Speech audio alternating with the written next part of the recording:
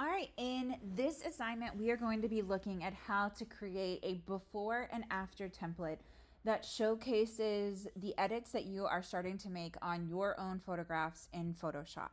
So we have a term in photography that we use called SOOC. It stands for straight out of camera.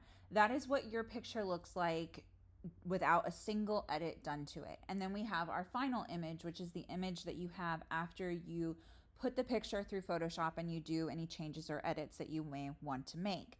So I'm going to use a couple pictures from a previous project that I recorded, and I'm going to show you guys how to set up a before and after template. Now your template may look different depending on the orientation of your pictures. So for example, if you have wide pictures, like I'm going to use this eyes project, then you want to stack the before and after on top of each other. So you actually want a portrait or tall canvas.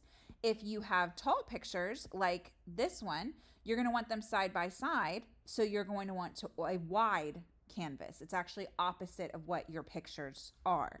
So I'm going to start by clicking new file.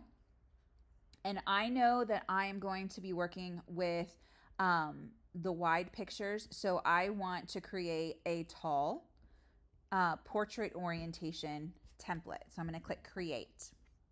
Now you could theoretically drag and drop your before and after pictures into this, but I like to use shapes and masking so that I can create a really nice, clean, symmetrical look.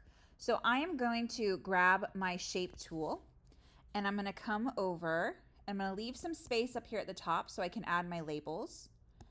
And I am going to draw a rectangle. I'm just going to kind of estimate it. Doesn't have to be exact, okay? And then I am going to duplicate this layer and move the layer straight down.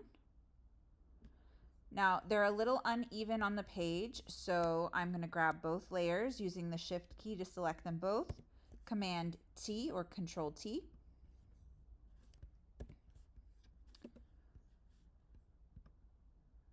And just kind of center things up on the page a little bit and set them down.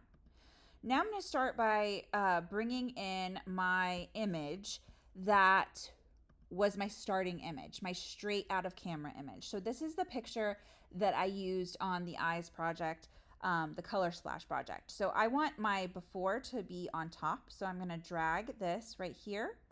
I'm going to control click or right click and then click create clipping mask.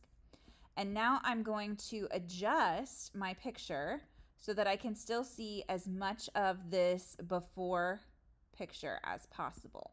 It's okay if you don't quite get all of it. You just want to see a good comparison. Okay. Now I'm going to go and get my final copy, which is my color splash. Okay. And I'm going to drop that layer right above my bottom rectangle. Right click, create clipping mask. Now I'm going to, make sure I'm on that layer and go ahead and, that's my bad. All right, move this down, adjust the sizing.